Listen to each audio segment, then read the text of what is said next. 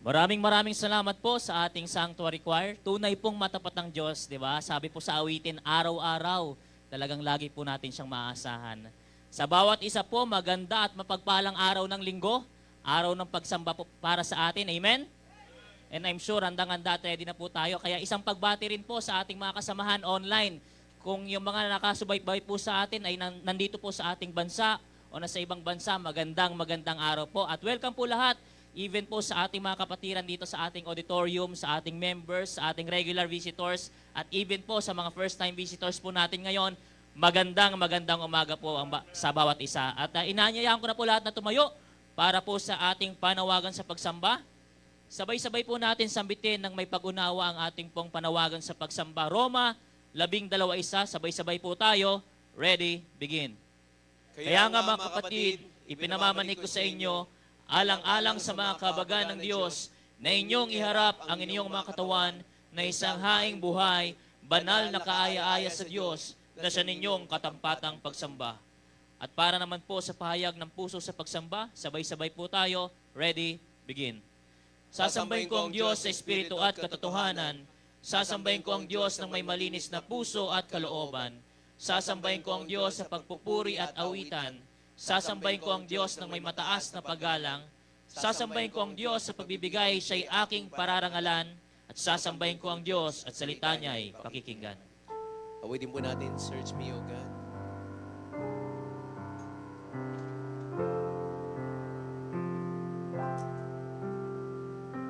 Search me, O God, and know my heart today. Try me, O Savior. Know my thoughts are vain. See if there be some wicked way in me. Cleanse me from every sin and set me free. Cleanse me from every sin and set me free.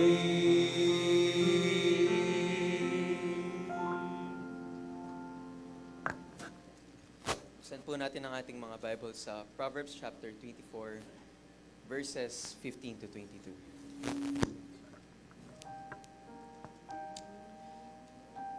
Ayon po sa kanyang salita. Lay not wait, O wicked man, against the dwelling of the righteous. Spoil not his resting place. For a just man falleth 7 times, and riseth up again. But the wicked shall fall into mischief. Rejoice not when thine enemy falleth, and let not thine heart be glad when he stumbleth. Lest the Lord see it, and it displease him, and he turn away his wrath from him. Fret not thyself because of evil men, neither be thou envious at the wicked. For there shall be no reward to the evil man. The candle of the wicked shall be put out. My son, fear thou the Lord and the King, and meddle not with them that are given to change. For their calamity shall rise suddenly, and who knoweth the ruin of them both. Purihin po ang pagbasa ng kanyang salita. Tayo po ay manalangin. Lord gracious God, Heavenly Father, maraming salamat po sa isa pa pong araw na inyong binigay sa amin. Na kami po ay makapagpuri at magsamba sa inyo, Panginoon. Panginoon, gamitin niyo po nawa ang bawat aspeto ng aming programa sa araw na ito, Panginoon, upang kumausap po sa bawat isa po sa amin, Panginoon. Tignan niyo po ang aming puso at isipan, Panginoon, ito po ay maging kagalak-galak po ito sa inyo, Panginoon. Gabihin niyo po ang congregation, Panginoon, ang nasa online, Panginoon. Pati na rin po ang mga nagli-lead po ng service, Panginoon. Ang orchestra, O Father, at ang magbibigay po ng inyong salita ngayong araw na ito. Gabihin niyo po ang bawat isa, Panginoon. Ikaw pong magpuno ng inyong banal na Espiritu sa bawat isa, Panginoon. Di po kami karapat-dapat, Panginoon, na inyong magamit, Panginoon. But we thank you for your grace and your mercy, O Father, sa pribilehiyo na kami po ay makapagsamba at magpuri po sa inyo. Itong lahat ay aming pinapanalangin sa matamis sa Panginoon Jesus. Amen. Amen. Salamat, Brother CJ. Please remain standing. And this time, tayo pong lahat ay awit sa Panginoon Diyos. Amen? Ibigay po natin ang mataas na papuri sa ating pong Panginoon Diyos as we sing, I will praise Him. Amen? Umpisahan po natin ang ating gawain ng masigla. Ibigay po natin ang karapat-dapat na papuri sa Panginoon Diyos. All together now, I will praise Him. When I saw the cleansing fountain open wide for all my sin, I obeyed the Spirit wooing when His head will On down. the chorus now, all together now, come on. I will praise Him, I will praise Him, praise the Lamb for sinners slain. Give Him glory, all ye people, for His blood can wash away its stain. Come on. Though the way seems straight and narrow, all I claim was swept away. My ambition, plans and wishes, at my feet and ashes. Say, all together on the chorus, come on. I will praise Him, Louder, I will please. praise Him, praise the Lamb for sinners slain. Give Him glory, all ye people, for His blood can wash away. Last stanza. sin. Glory. Glory, glory to the Father. Glory, glory to the Son. Glory, glory to the Spirit. Glory to the Three in All together for the last time. Come on, everyone. I will praise Him. Amen. I will praise Him. Praise the Lamb for sinners slain. Give Him glory, all ye people, for His blood can wash away its stain. Amen. Amen. For our next song, awitin po natin, All Hail the Power. Sing it joyfully and powerfully. Come on, everyone.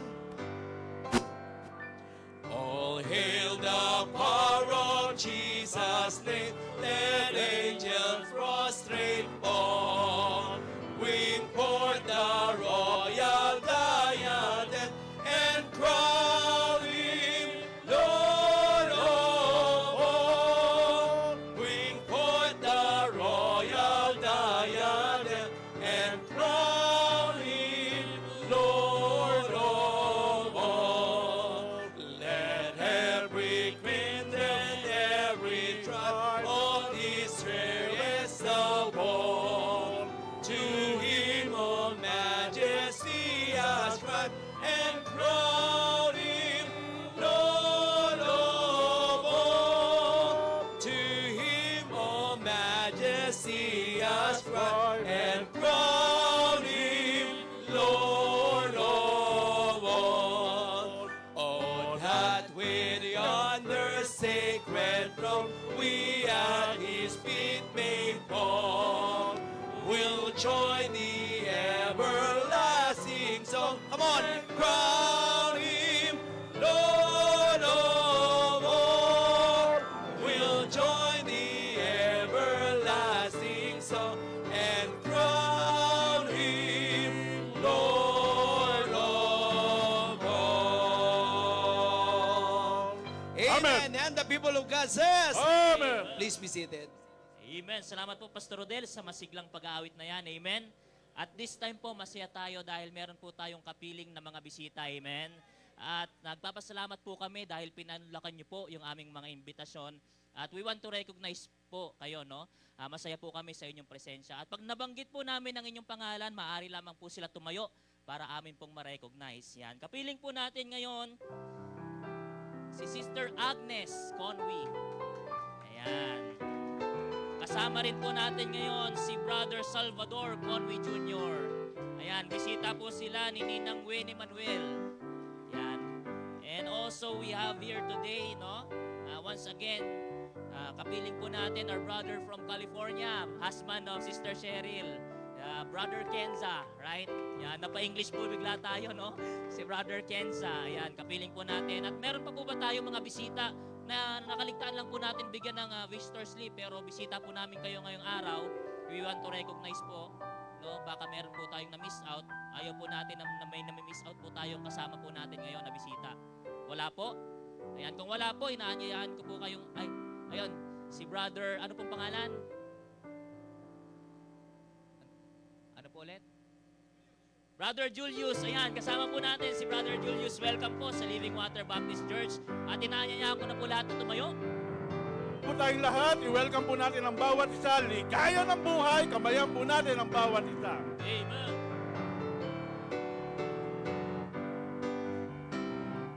Ligaya ng buhay, kung kilala mo si Kristo. Ligaya ng buhay, kung siya'y manunubos mo. Babaguhin ang iyong buhay, kung siya ay makamtan. Ang maging kay Kristo ay tunay na ligaya ng buhay. English version. Amen. What a happy life it will be if you know my Savior Amen. Jesus.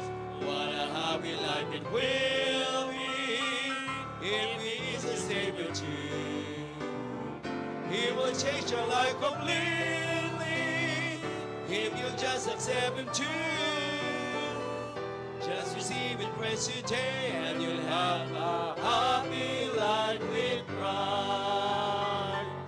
Ang maging kay Kristo ay tunay na ligaya ng buhay. Manatilan po tayong nakatayo habang tayo bumabalik sa ating mga kinaupuan. Tayo po ay dadako sa ating pag-aalay at paghahandog. Pero hayaan nyo muna pong basahin ko po ang nakasa sa 2 Corinthians chapter 8 and verse number 12. For if there be a purse, a willing mind, it is accepted according that a man had, and not according to had he, or he had not. Purihin ang pagbasa ng kanyang salita. Tayo po ay manalangin. O aming Panginoon, maraming salamat po muli sa umagang ito. Kapagkat muli, Panginoon, kami binigyan yung pagkakataon upang aming ibalik ang nararapat para sa iyo. Basbasan niyo, Panginoon, ang aming mga dadaling alay at handog. Kayo po ang siyang magpatuloy, magpala sa bawat isa. At gamitin niyo po ang mga perang ito sa patuloy na iyong gawain, Panginoon, sa dakong lugar na ito at sa iba pang mga lugar. Salamat po sa pribilehiyong ito. Ito po aming dalangin sa dakilang pangalan ni Kristo Jesus. Amen at amen. Anything that cost me nothing, ating pong awitin. I cannot come before the righteous holy Lord. I offer to Him worldly things I do not need and hope He please. For He has come to give a heart that truly is,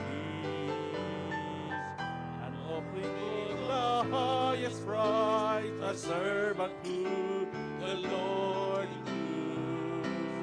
I will not offer anything that costs me nothing.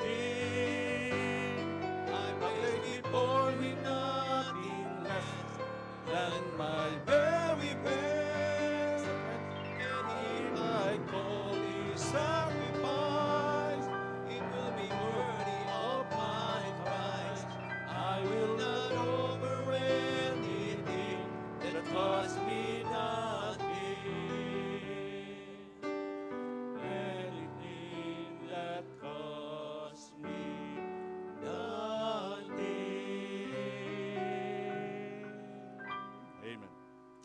Amen. Salamat po, Pastor Orson, sa ating pong pagkakaloob. And this time, anyayahan ko muli ang bawat isa.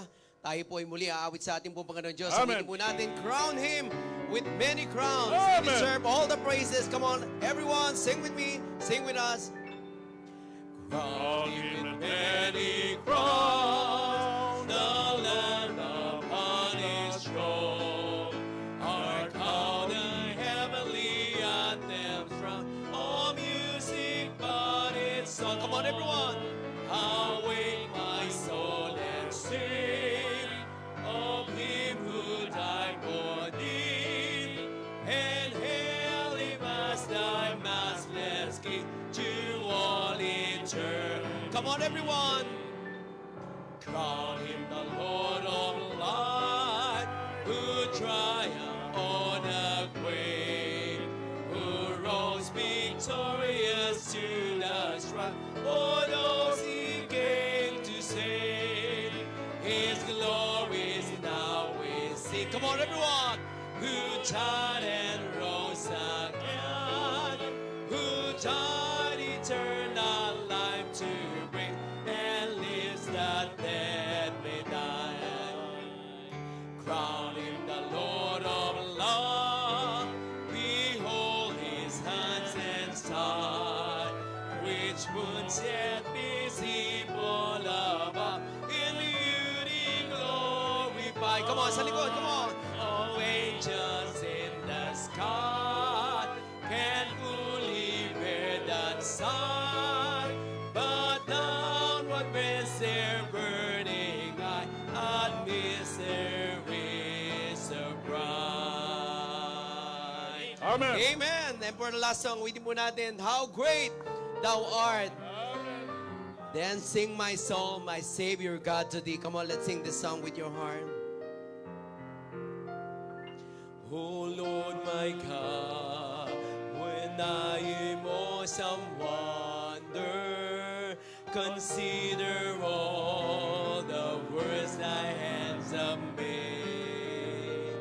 I see the stars, I hear the rolling thunder, thy path to the universe display. Come on, everyone, feel this message of the song.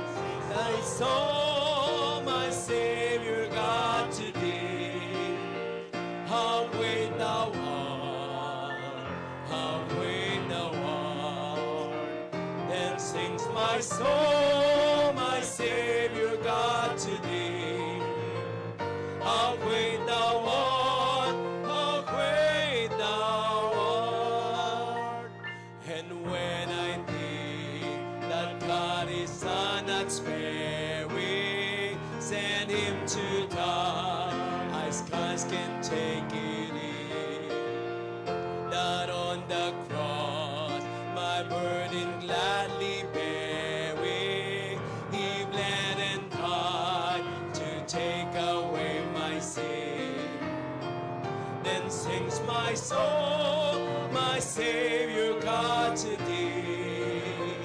How great thou art, how great thou art. Then sings my soul, my Savior God to Thee. How great thou art, how great thou art. Come on, when Christ shall come with shout of acclamation and take me home, what joy shall fill my heart. Then I shall bow in humble adoration and there proclaim, my God, how great thou art. Amen. Come on, for the last time. Then sings my soul, my Savior God to Thee. Amen. Feel the message of the song. Amen. How great thou art, how great thou art. Then sings my soul, my Savior God to Thee. How great thou art, how great thou art. Amen. Amen. Maaari na po tayong makaupo and this time makapakinig po tayo ng tanging bilang.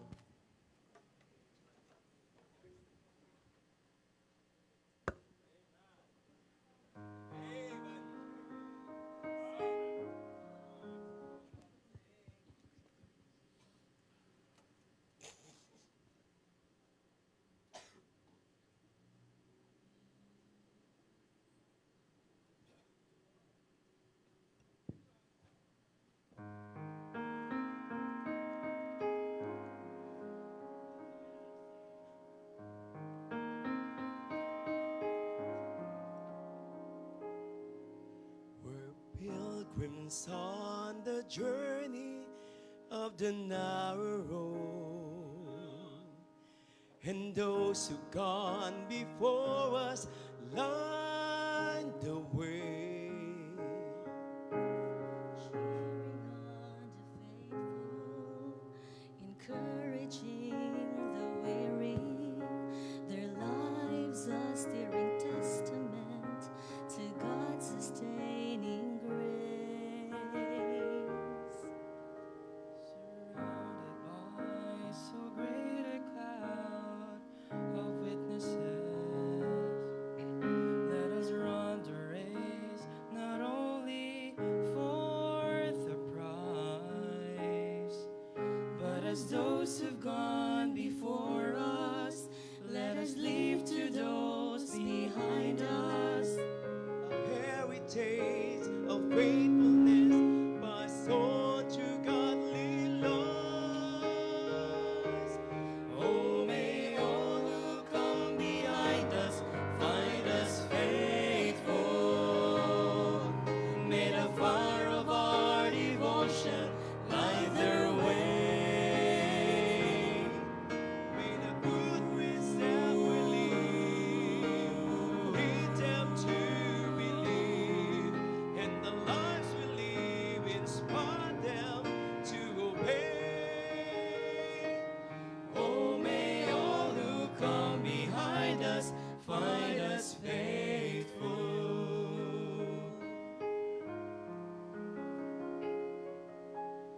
After all our hopes and dreams have come and gone, and our children sift through all we've left behind, may the clues that they discover and the memories they uncover Become the light that leads them to the road which must road each must find. Oh, may all who come behind us find us faithful. May the fire of our devotion light their way. May the footprints that we leave lead them to believe, and the lives we live inspire them to obey. Oh, may all who come behind us find us faithful. May the fire of our devotion light their way. May the footprints that we leave we will lead them to believe. And the lives we live inspire them to obey. Oh, may all who come behind us find us faithful, find us faithful, find us faithful, find us faithful.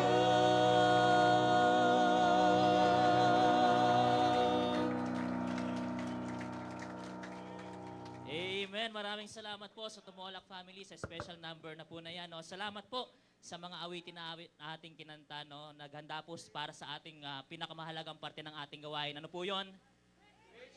Yan. I'm sure ready na po tayong lahat. Let's give our full attention, our undivided attention, the highest reverence to the Word of God and to the man of God, our beloved Bishop Freddy Di Vega.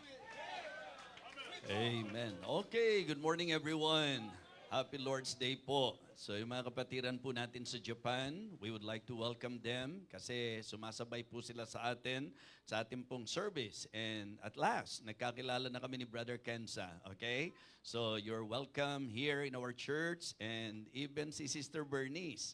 Natutuwa po ako sapagkat that was a long time ago nung na-meet ko po ang kanyang tatay. Siya po yung binansagang Prince of Preachers of North. So si Tatay Amayon. I'm very happy na na-meet ko po ang kanyang anak. At ngayong umagang ito, I believe, ready na tayo for the preaching of the Word of God. Amen? This is our favorite. Ang ating favorite po talaga ang totoong Baptist po ang favorite preaching. Ayan, kaya sa bawat isa po, let me just remind everyone, kasi medyo na-notice ko, kaya gusto ko pong i-call yung attention of all the members of the church. Dito po sa church, yung mga members po, yung mga members in particular, required po kayo na magdadala po kayo ng Biblia nyo pagka nagwo-worship po kayo. So baka nakakalimutan po yan at ayoko pong makalimutan ko po yan na ipaalala po sa bawat isa na ang ating pong pagpunta rito ay hindi pagsisimba. Tayo po'y sumasamba. Pumupunta po tayo sa church to worship the Lord and ang ating pong aklat sa pagwo-worship ay ang Bible. Amen? Worshiping God in spirit and in truth. So baka lang po, yung iba, medyo nakakagawian nyo na po na umaasa na tayo sa ating screen. Dali nyo pa rin po yung Bible ninyo. Ho? Maganda pa rin tingnan yung church na kapag ka-scripture reading, ang mga members nagbubukas ng Biblia. Amen? All right, thank you so much and I hope na siseryosohin nyo po yung paalala ko pong yan sapagkat pag hindi, siseryosohin ko rin po kayo. Okay? So, mahalaga po yan. Malakay chapter 1 please. Malakay. May I request everybody to please stand up and I would like you to open your Bible in the book of Malakay. Kung nakita nyo na po, magsisimula po ang aking pagbasa sa verse number 6. Malakay chapter 1, beginning verse number 6. A son honoreth his father, and a servant his master. If then I be a father, where is mine honor? And if I be a master, where is my fear? Saith the Lord of hosts unto you, O priests that despise my name. And you say, wherein have we despised thy name? Ye offer polluted bread upon mine altar, and ye say, wherein have we polluted thee? In that ye say, the table of the Lord is contemptible. And if ye offer the blind for sacrifice, is it not evil? And if you offer the lame and sick, is it not evil? Offer it now unto thy governor. Will he be pleased with thee, or accept thy person? Saith the Lord of hosts. And now I pray you, beseech God that he will be gracious unto us. This hath been by your means. Will he regard your person, saith the Lord of hosts. Who is there even among you that would shut the doors for naught? Neither do you kindle fire on mine altar for naught.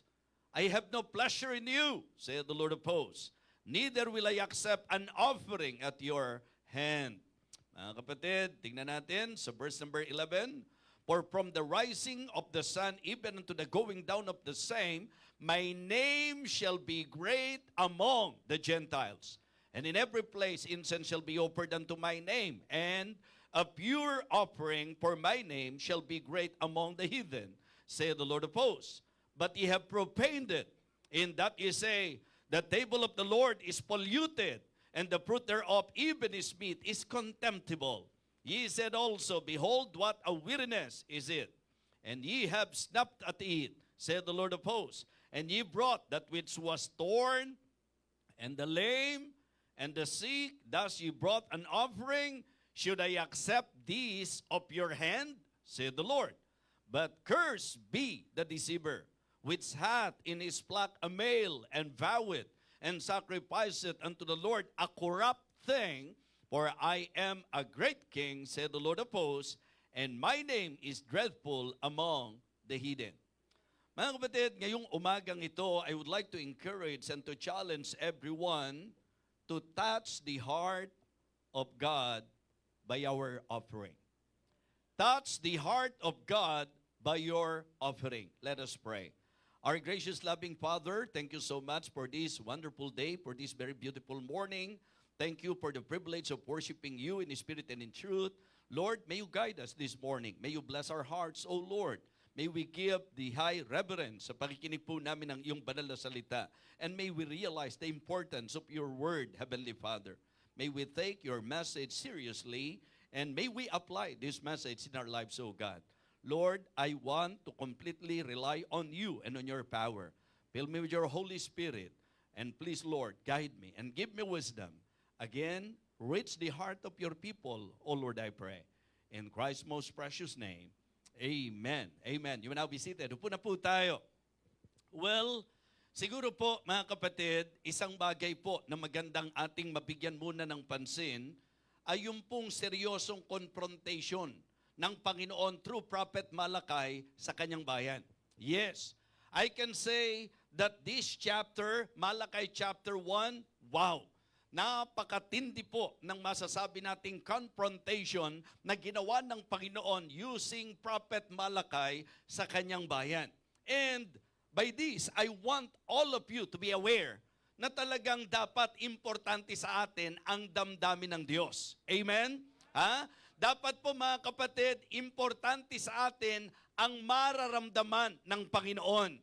Tatandaan nyo po yan, sa usapang relasyon, isa sa nagbibigay diin ng pagpapahalaga mo sa isang tao na may kaugnayan sa iyo, isinasaalang-alang mo yung kanyang damdamin. Amen? Kapag ang anak mo, walang pakialam sa damdamin mo bilang magulang, masakit yon para sa iyo.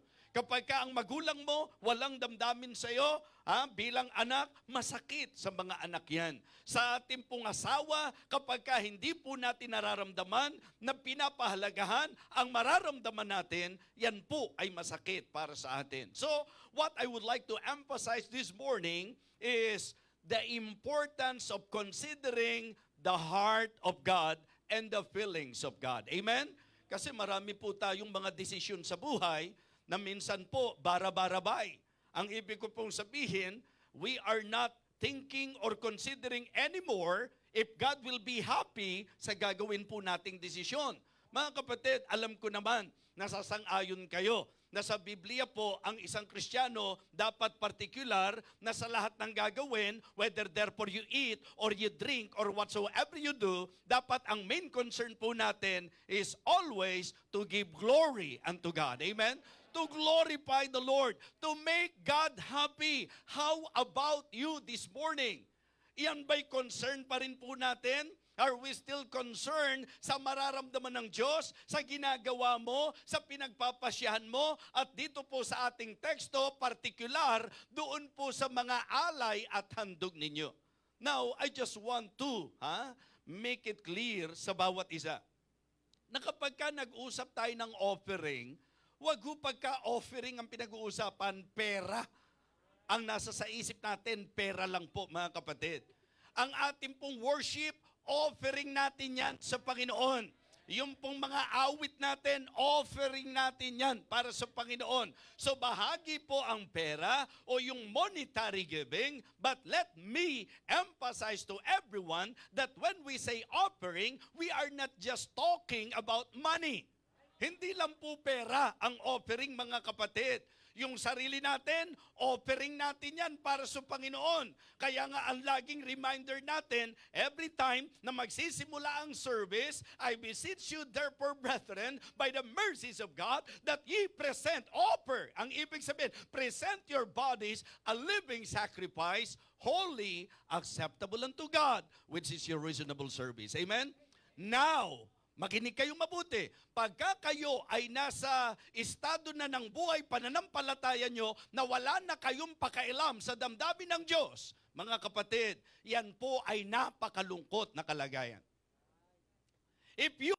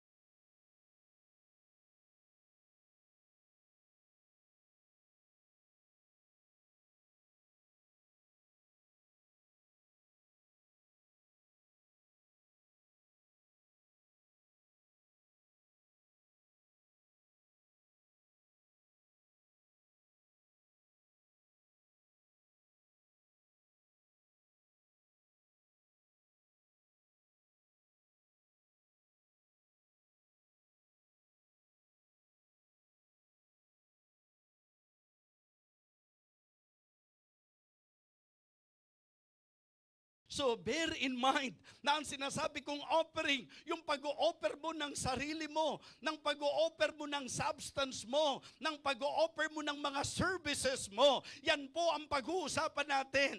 Yung kung paano ini-offer natin ang sarili natin. Mga kapatid, I do not know kung anong mararamdaman ninyo, but I want to be transparent to you. I want to be honest to all of you. Ayoko po na ang church natin ay parang routine at mechanical na lang sa ginagawa po natin. I still want God to fill our heart in everything that we're doing for Him. Lahat ng ginagawa natin para sa Kanya. Alam niyo po, ang pinaka-delikadong kalagayan, pag na-reach na natin sa buhay Kristiyano natin, yung hindi na tayo naapektuhan, yung hindi na tayo natitinag, yung hindi na po tayo namumove, yung parang hindi na nangungusap ang Espiritu ng Diyos sa atin. Yun po yung nakatatakot. At ang ibig sabihin po niyan, na parang hindi na nangungusap ang Diyos, hindi ka na naapektuhan ng napapakinggan mo, na kahit nire-rebuke ka, kahit nire-remind ka, kahit na dinadala ka sa realization, pero hindi ka na dumarating sa punto na yon. Mga kapatid, mga minamahal, please understand, because I always want to consider kung ano ang mararamdaman ng Diyos. Di ba, meron tayong mga ways na sinasabi natin, ay wala akong pakialam kung anong iisipin nila, wala akong pakialam kung anong mararamdaman nila, basta ang importante, totoo ko sa puso ko, basta ang importante, tama ang puso ko. Well, napakagandang bagay yan. Okay? Pero kapag Diyos ang pinag-usapan natin, hindi po pwede na sasabihin natin, wala akong pakialam sa iisipin ng Diyos, wala akong pakialam sa mararamdaman ng Diyos, basta gagawin ko ang gusto kong gawin. Napakadelikado na ng buhay mo kahit sabihin mong Kristiyano ka pa, kung ganyan ang takbo ng isip mo. Why? Because I believe ang tamang bagay sa buhay ko bilang anak ng Diyos, ang tamang bagay sa buhay ko bilang pinagpala ng Diyos, ang tamang bagay sa buhay ko bilang ako po ay ginagabayan at talaga namang hindi may kaila na sinusustain ng Panginoon, yung kabutihan ng Diyos ay lagi sa buhay ng bawat isa po sa atin. So hindi po pwedeng wala tayong pakialam sa ating Diyos. Amen? Kaya malino na po ba sa atin? Nasa usapang offering, we're not just talking of money. Pero syempre po, hindi naman natin dapat iset aside ang money pagdating sa offering. Sapagkat undeniably, sa turo ng Biblia, kasama po yan sa offering.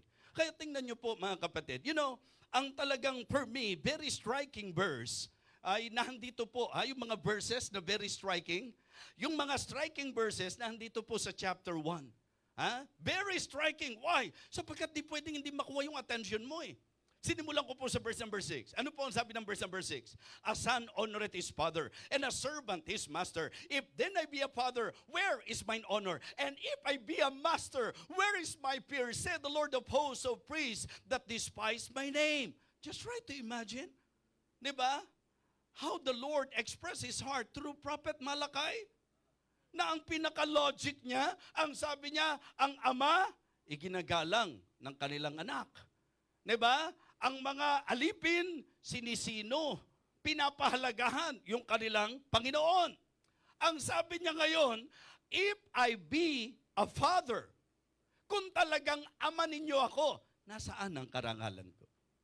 Siguro po ang daling sumagot na ginagalang natin ang Panginoon. Pero maganda rin po, nasasagot natin, pag-iisipan natin, kung yung way ba natin ng pagpunta sa church, ang pag-uusapan, mukha bang talagang ginagalang natin ang Diyos?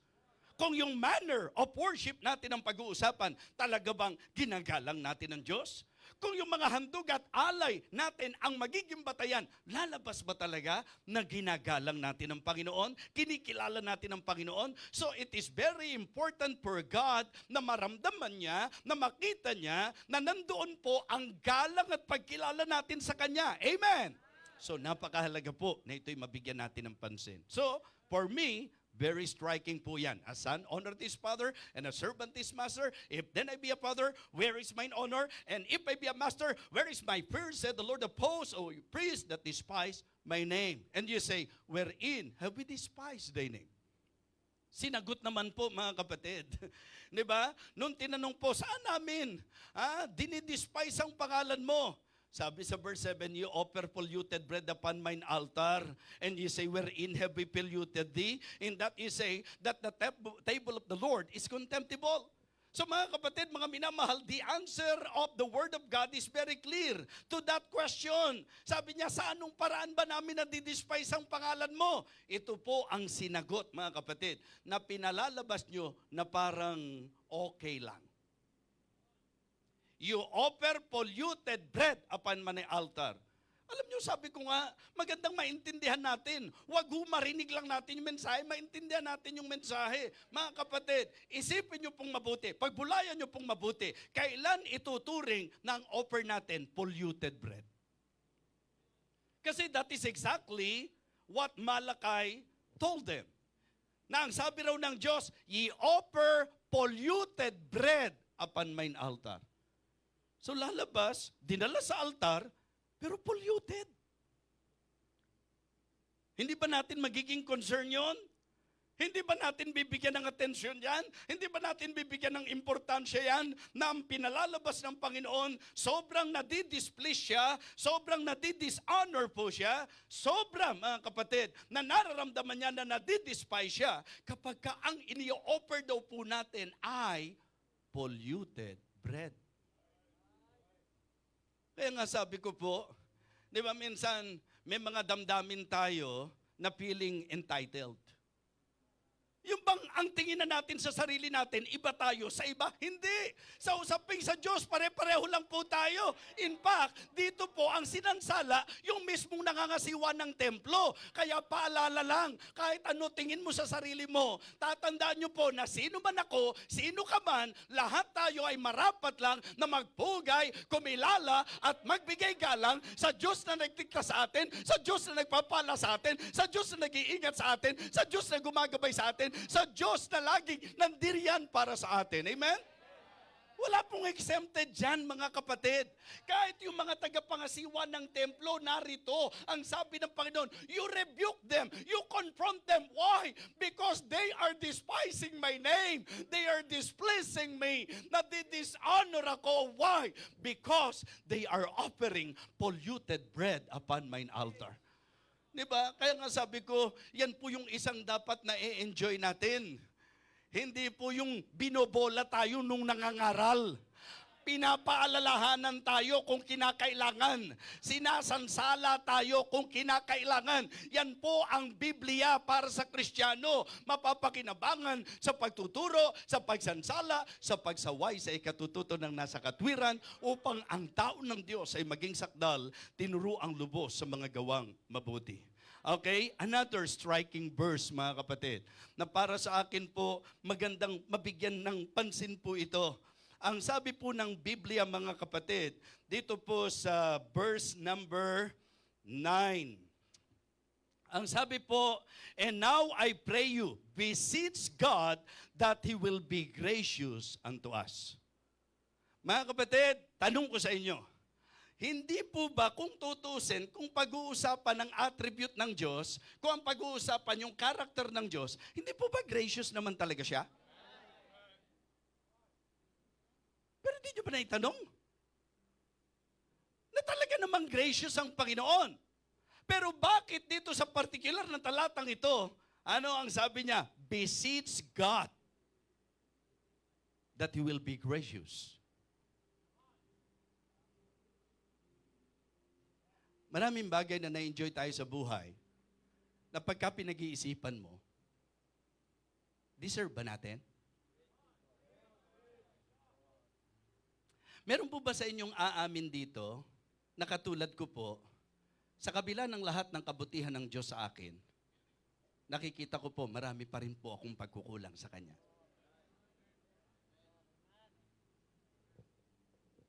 Ngayon, merciful ang Diyos. Gracious ang Diyos. Mga kapatid, to enjoy the mercies and the grace of God, I believe, tama lang po yun. But to abuse, and to always consider that, na anyway, merciful naman ng Diyos. Anyway, gracious naman ng Diyos. And because of that, malaya kang gagawin ng lahat ng gusto mong gawin. Mga kapatid, righteous din po ang Diyos. May mga sentensya rin kapag ka po tayo ay medyo tumatayog na, tumataas na, lumilihis na, nagmamatigas na, lumalaban na, at hindi na sumusunod. Gusto kong malaman nyo, righteous din po siya. Mga kapatid, always remember na ang Diyos natin, hindi lang siya nagpapalang Diyos, siya po'y namamalong Diyos din. Medyo tinatapik din po niya tayo kapag ka tayo po'y medyo para bang lumilihis na. Nakakalimot na. Tama po ba yon?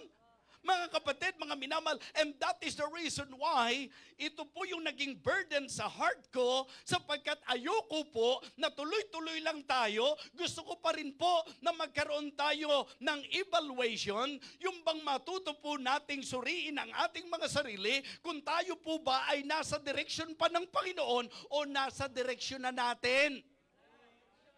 Kasi dito particular, may sinabi ang Diyos. Meron pong particular na sinabi ang Diyos na ito i-offer nyo sa akin, ito i-aalay nyo sa akin. Pero anong naging problema? Nagsimula na po sila na kung ano na po ang desisyon nila, kung ano na po yung pasya nila, yun po ang i-offer nila. At ang malungkot pa dito, wala na silang pakialam kung anong mararamdaman ng Panginoon. That is why, dito po sa ating pagdidiin, ang pinaka-importante sa pagsunod at lahat ng gagawin natin, particularly sa ating pong offering, napakaganda po to make sure na mahihipo natin, matatouch natin ang puso ng Diyos. Amen? Diba? Sa Bible, meron pong tinatawag na cheerful giving. Okay, tingnan niyo po saglit. Sa 2 Corinthians chapter 9, verse number 7. Okay? 2 Corinthians chapter 9 and verse number 6 and 7. Verses 6 and 7. Ang sabi po, mga kapatid, malinaw po, but this I say, he which ang sabi po, he which soweth sparingly shall reap also sparingly. But he which soweth bountifully shall reap also bountifully. Sabay-sabay mga kapatid. Sabay-sabay po. Verse number 7. Ready, begin.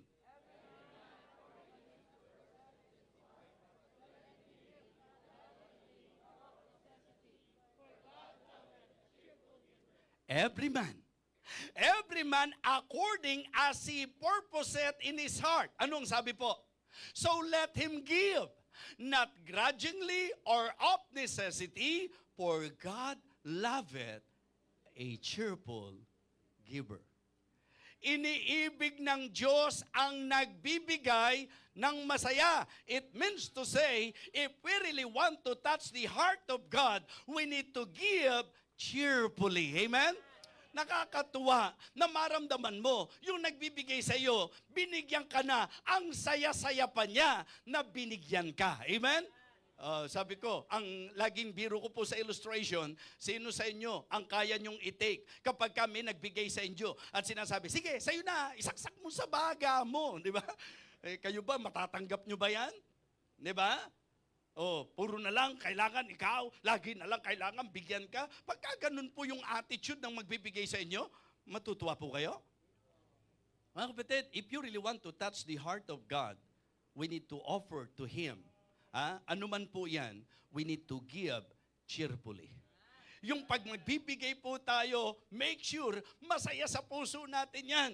Kung ang gusto mong i-offer, pagsamba, paramdam mo sa Diyos. Papunta ka pa lang sa church, excited ka na. Papunta ka pa lang sa church, eager ka na. Papunta ka pa lang sa church, masaya ka na. I was glad when they said unto me, let us go into the house of the Lord. Yun po ang gustong maramdaman ng Diyos, na yung mga Kristiyano umaattend, na hindi nila tinutulig na burden, sabihin nila, ano ba naman yan? Pagod na pagod ako buong linggo.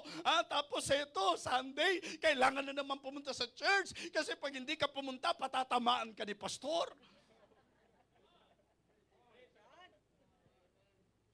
Kung yun ang reason mo, hindi po katanggap-tanggap sa Diyos yun. Diba?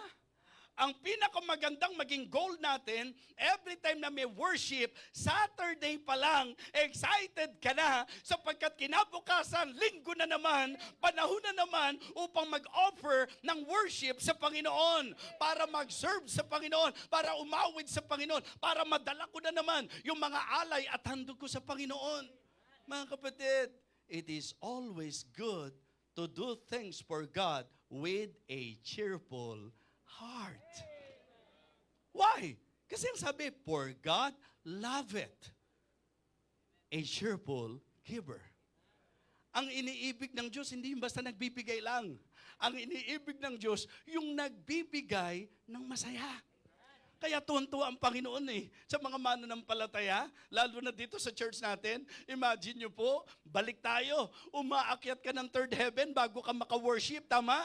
Pero ang kagandahan, kahit pagod ka, na umaakyat ka, talagang dahil excited ka, hindi po yan baliwala sa Panginoon.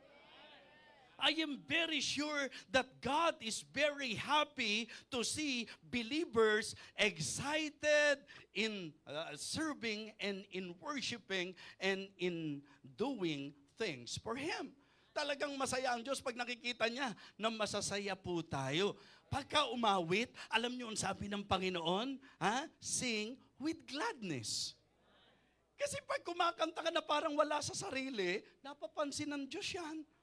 Diba? Halimbawa, yung song leader natin, halos maputol na yung litit sa pagpapaawit, tapos ikaw parang hindi ka naapektuhan, yung bang malayo ang tingin, wala naman tinatanaw, at kapansin-pansin ang bawat kilos mo't galaw, di ba? Kaibigan, gusto kong sabihin sa iyo, ang gustong maramdaman ng Diyos, nasa puso natin ang ginagawa natin para sa Kanya. Mga kapatid, mga minamahal, na-enjoy ba natin ang worship? Na-enjoy ba natin ang singing? Na-enjoy ba natin ang giving? Na-enjoy ba natin ang service? Ang katuwaan ng Panginoon, yung maramdaman niya at natatats ang heart ng Panginoon pagka tayo po ay masaya sa ginagawa natin para sa Kanya. Amen? So, hayaan niyo po na ito ang maramdaman ng Diyos atin. Mga kapatid, cheerfully. Hindi lang yon, costly. Costly. Sa usapan ng offering, hindi yung hindi po yung laki ng amount, kundi yung sakripisyo on your part. Diba? Alam nyo naman po yung example nung pong widow, di po ba?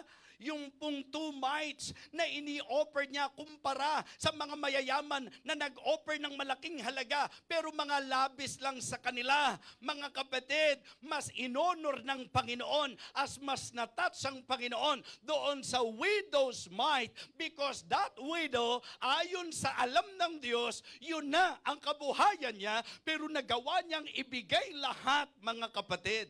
So, ito po ay costly kapag ka ang pinag-usapan yung giving ng widow.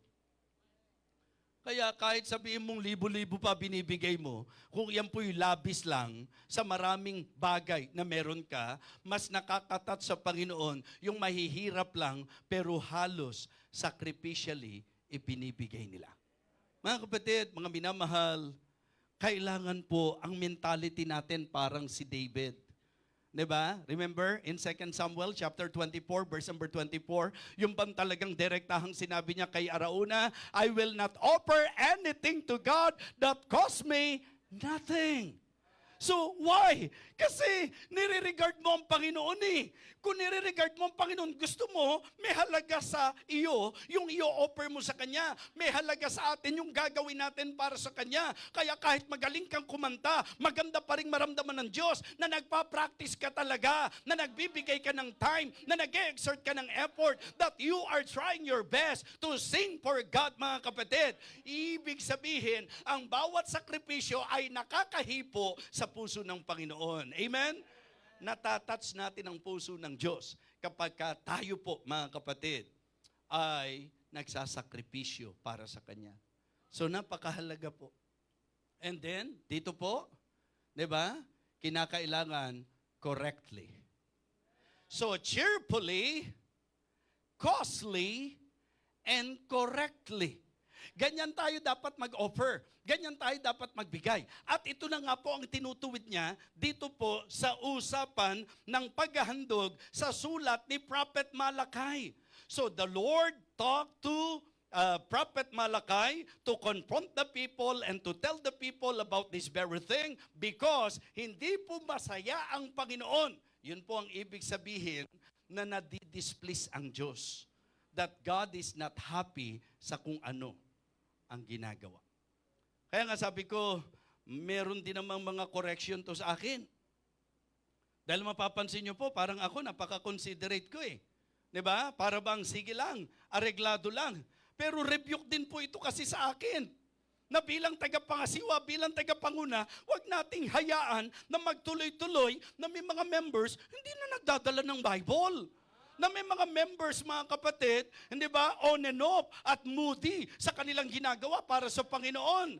Hindi ba, yung tutugtog kapag kapil niya, pwede siyang tumugtog at hindi magiging commitment at walang sakripisyo, walang effort na ibibigay. Mga kapatid, the Lord corrected me that as a leader of the church, I need to lead the people ayon sa tamang paraan ng pagsamba. Amen? Kaya nga sabi ko po, it is always good na ang mga mananampalataya may realization na lahat ng gagawin at ginagawa natin dito, hindi para kay pastor, hindi para kay brother, hindi para kay sister. Everything na ginagawa natin sa church, ginagawa natin yan para sa Panginoon. And because we believe na yan ay para sa Panginoon, we need to give our best. We need to make God happy in everything we do. Amen? Sa lahat ng ginagawa natin, gawin nating masaya ang Panginoon. Minsan po, meron pang mga Kristiyano na parang kayang makipagmatigasan sa Diyos eh. Sabi ko nga, just try to imagine everything that we have in this life. Kanino nang galing yan? Sa Diyos. At anong reason kung ba't binibigay sa atin ng Panginoon yan? Because God is happy. Di ba? Kapag ka po tayong magulang, masaya tayo sa anak natin, well, hindi po natin po pwedeng tawaran ang kaya nating gawin at kaya nating ibigay sa anak natin na nakalulugod para sa atin. So the reason why we are enjoying so much blessing in this life, because God is very happy na nakikita ka that you're serving Him, that you are sacrificing for Him, that He is your priority in your life. Di ba? Masaya ang Panginoon ng ganon. Kaya nga, sabi ko po, be not deceived, God is not mocked. For whatsoever a man soweth, that shall he also reap. Kung ano po ang iahasik natin, yun daw po ang aanihin natin. Kaya nga sabi ko, ang ganda po ng point of argument niya dito. Ang sabi niya, offer it now unto thy governor. Will he be pleased with thee or accept thy person? Subukan nyo na yung ginagawa nyo yan. Gawin nyo yan sa governor. Di ba? Sabi ko nga, kung estudyante ka, subukan mong pumasok ka sa oras na gusto mo. Tingnan mo itsura ng teacher mo. Makakakita ka ng terror na teacher. Di ba? May mga teacher nga, kahit hindi magsalita, tingnan ka pa lang lusaw ka na eh. Di ba? Halimbawa, estudyante ka, isipin nyo po ito, kung ikaw ay estudyante, hindi ka matutuwa, hindi ka katutuwaan ng teacher mo na late ka. Pangit naman yun. Di ba? Na sa secular, pagka nalilate ang mga estudyante, affected ang teacher, parang pangit naman yung pastor na kahit anong oras gustong pumunta ng mga miyembro, okay lang sa kanya at hindi siya affected. So dapat maramdaman pa rin ng Diyos na hindi ko ikinatutuwa na ganun yung mga miyembro. Okay?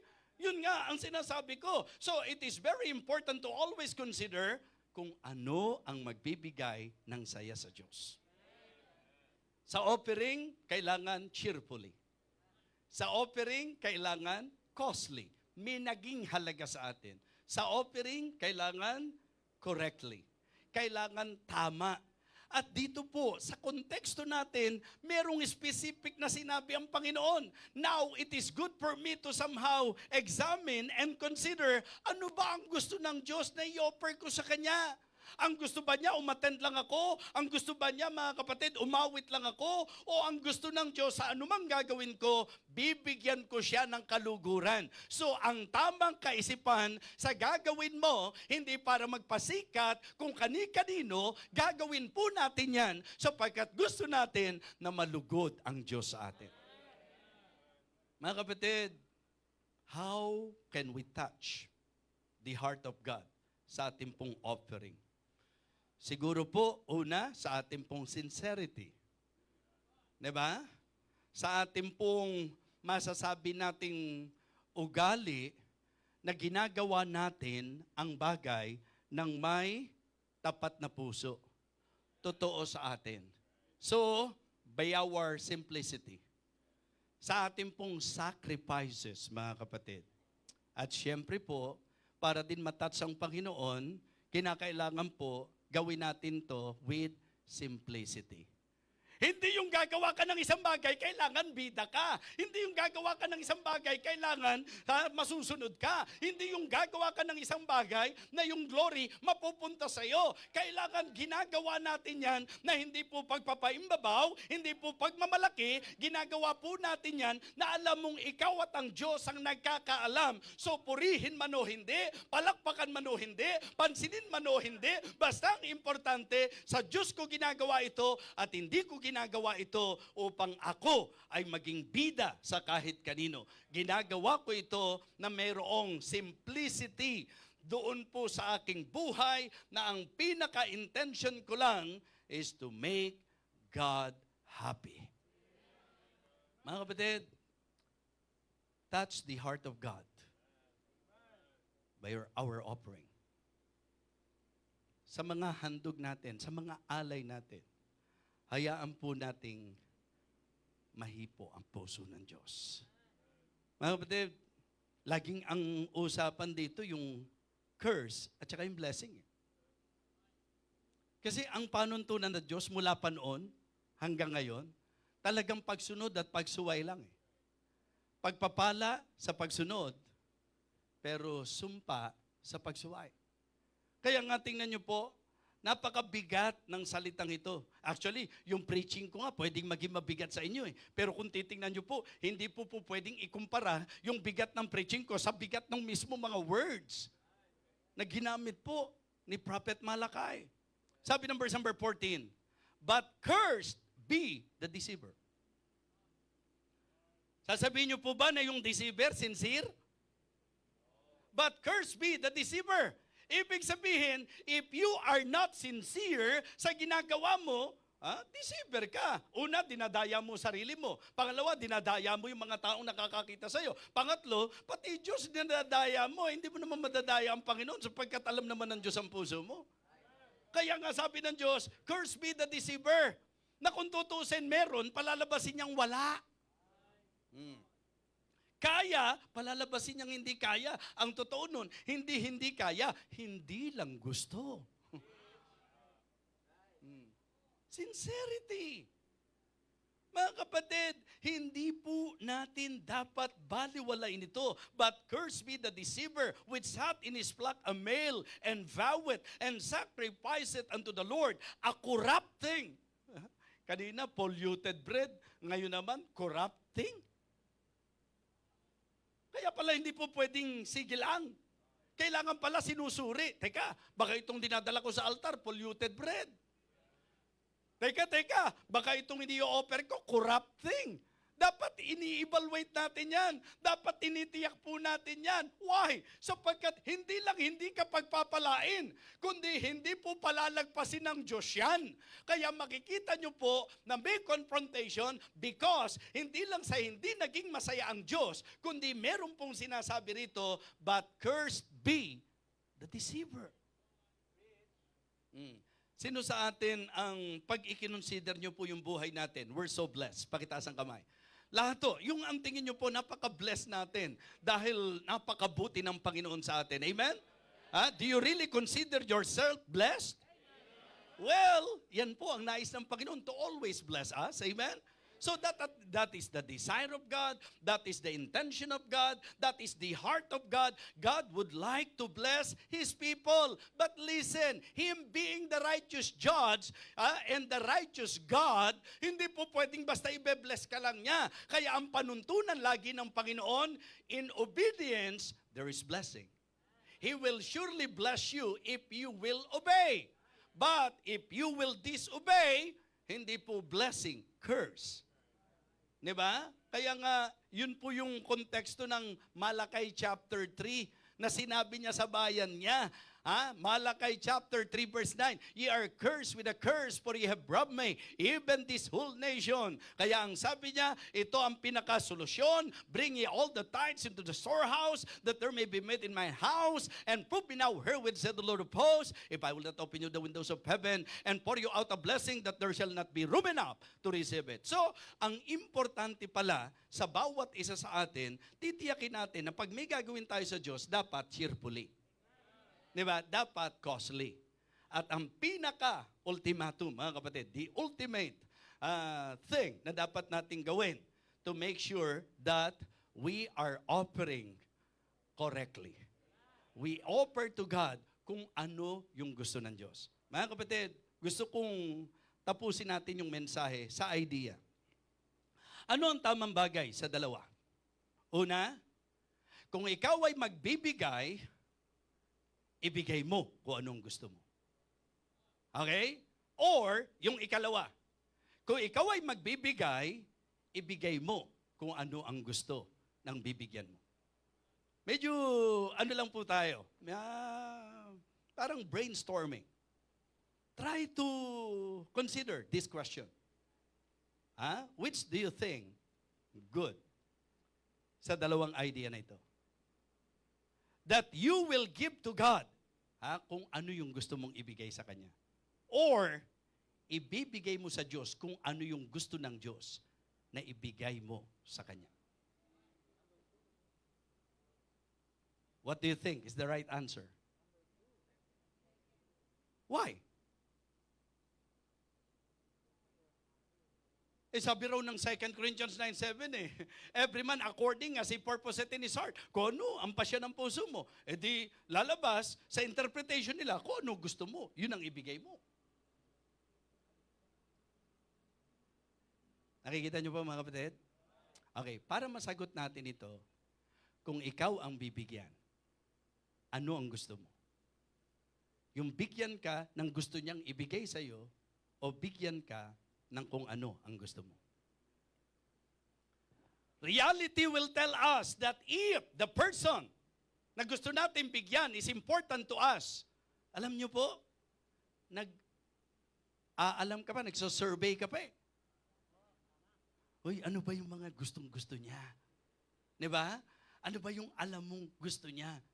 Mga kapatid, meron pong bagay na dapat tayong makita, yung level. Ibang-iba yung level na ikaw ay nandoon sa katayuan na kung ano yung gusto ng bibigyan mo, yun ang binibigay mo. Why? Because in the first place, the reason why we are giving, because we would like to make that person happy. Is that right? Diba? Am I right, mga kapatid? Diba? Now, in giving, offering to our God, hindi ba ang tama, ang goal natin is to make Him happy. Now, how can we make God happy? So, yun ngayon ang dapat nating i-consider. If you really want to make God happy, then you offer to Him kung ano yung sinabi niya, kung ano yung kalooban niya, at hindi kung ano ang gusto mo. Ayun po, sa ating pong teksto, ibinigay nila kung anong gusto nila. Oy, teka, nakita nila, pilay itong hayop na ito. Diba? Pilay! Ano pa magiging silbi nito? Yan na lang ang dali natin sa altar. Oh, tingnan mo tong isang to. Oh, bulag. Oh, iyan ang... Kung ano yung pilay, kung ano yung bulag, iyon ang mga dinadala nila sa altar. Kapatid, and because of that, na-displease ang Panginoon. Kaya siya nagalit. Opo. Hindi ko naman pwedeng pagandahin ang termino doon Kasi hindi siya natuwa Ang ibig sabihin, nalungkot siya. Ang ibig sabihin, nagalit siya. Bakit siya nagalit? Kasi tinuring nila na pagka sa Diyos, kahit ano na lang. Mga kapatid, Kristiyano, hindi ka dapat dumating sa punto na ganon, na makaraos lang, na kahit ano lang. Mga kapatid, kung meron pong deserve ng pinaka-the best, ang Diyos yun. What the Lord deserves is our best. So in everything we do, make sure that you will give God the best, mga kapatid. Your best. Kung ano yung pinakamainam, sapagkat yun ang magpapasaya sa Diyos. Hindi yung laki ng halaga, kundi yung laki ng puso mo sa ginawa mo para sa Kanya. Amen? So that is, I believe, a very good thing to consider. Message to consider. Kaya, tayo na po tayo, mga kapatid. Everybody stand up, please. At tutugtog po yung ating pong pianist, yung ating pong himig ng paanyaya. Nasa panahon po tayo na ang mga tao po, they don't mind anymore the things of God.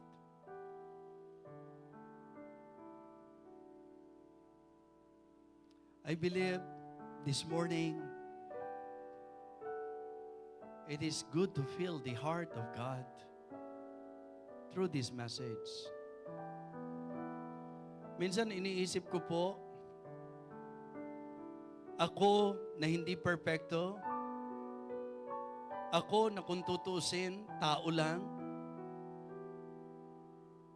But most of the times, ang laging gusto ko po kung ano yung best. May mga times na ang expectation ko po na ang ma-receive ko kung ano po yung best. Mga kapatid, mga minamahal, kung meron pong karapat-dapat sa pinakamainam, what I meant to say, more than anyone else, I believe God is the one who really deserves the best for us. Mga kapatid, don't just come. Maganda na lalapit ka na may realization. Lalapit ka na talagang nangusap ang Panginoon sa'yo. Na habang nakikinig ka, na-realize mo na yung habitual na pagpunta ng late sa church, hindi nagiging masaya ang Panginoon. Yung bang pagpapabaya mo sa pagtitipon, yung pag-absent mo sa service, hindi po nalulugod ang Panginoon. Yung bang mentality natin na kahit ano na lang, hindi po masaya yon sa puso ng Panginoon. If you really want to touch the heart of God, I believe the best thing that you can do is to apply this message in your life. It is God's word. It is not my words. It is God's words.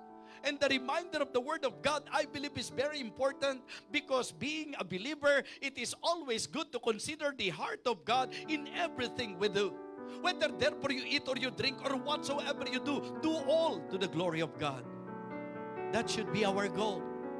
That should be our heart's desire, to make God happy in everything, to give glory unto God in everything we do. Now is the time for you to somehow humble yourself before the Lord. First, to ask for His forgiveness. Lord, I am very sorry. Forgive me for not giving you my best. But this morning, the message is very clear to me. And thank you for the conviction of the Holy Spirit. Thank you for the realization, Lord. I realize that you, being our God, deserves the best from us. Sige po, you talk to God because I believe God is listening to us this morning. Our gracious loving Father, thank you so much for your word. Thank you for talking to us. Thank you for giving us this message, oh Lord. Lord, thank you because I know that the message is right, that the message is true. This is an alarming message, oh God. Thank you for giving us the opportunity to evaluate and to examine ourselves and to make this very important decision that in everything, Lord, Ikaw po ang aming bibigyan ng kaluguran. Dakilang Diyos, patawad po. Dakilang Diyos, salamat po. Dakilang Diyos, tulungan mo po kami. Salamat. Igawad mo po ang iyong basbas at ang iyong pagpapala sa bawat isa po sa amin. Salamat po, O Diyos, sa pagkakataon na kami po'y muling nakasamba at nakapaglingkod sa iyo. Sa iyo po ang kalwalatian, sa iyo po ang kapurihan. Salamat po, O Diyos. May the impact of this message be felt and be manifested in the lives of your people. For all of these things we ask. In Christ's most precious name. Amen. Amen. Praise the Lord. Go back to your seat now. Thank you so much.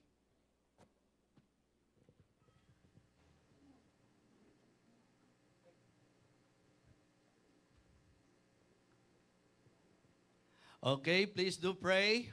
Magpipreach po ako dyan kila Pastor Aljay sa kanila pong shepherdship conference. Okay, thank you so much sa mga bisita po natin, sa mga kasama natin sa online. Thank you so much. Tawagin ko na po ang ating leader. Yan, maraming salamat po sa ating mahal na bishop, no. Very timely, very needful po yung ating napakinggan. Talagang kagamit-gamit po sa mga pusong naglalamig, sa mga serbisyo natin sa Panginoon na talagang minsan hindi po karapat-dapat. No, pasalamatan po natin yung ating mahal na bishop. And later po meron po tayong wala po tayong gawain sa hapon. We will give way po sa anniversary ng TBBC at kaparty po tayo doon. Mamaya after ng closing prayer natin, meron lang po tayong special instruction sa mga kasama. And wala po tayong Sunday school ngayon. And other announcement po. Ayan, kung wala na po, tayo na po tayong lahat. Let's have our closing prayer. Let us pray. Maraming Diyos, dakila sa lahat. Salamat po sa inyong kabutihan. Salamat po sa mapagpalang mensahe, Panginoon. Salamat po sa buhay ng aming mahal na bishop, Panginoon. Patuloy niyo po siyang palakasin. Bigyan ng karunungan, Panginoon, sa buong araw po ng kanyang paglilingkod, sa kanyang speaking engagements pa, Panginoon. Patuloy niyo po siyang bigyan ng karunungan, Panginoon, sa aming gawain, Panginoon, sa anniversary po mamaya ng TBBC. Kayo pong mag-glorify, Panginoon. Nawa maging successful po ito, Panginoon. At equip niyo po kami, ihanda niyo po kami sa aming gawain, Panginoon. Nawa, kayo pong kumuha ng kapurihan sa aming araw ngayon, Panginoon. Ito pong aming dalangin sa pangalan ni Jesus. Amen. Saglit lang po tayo. Meron lang po tayong special instruction. Mamaya po, no, sa mga sasama po sa TBBC,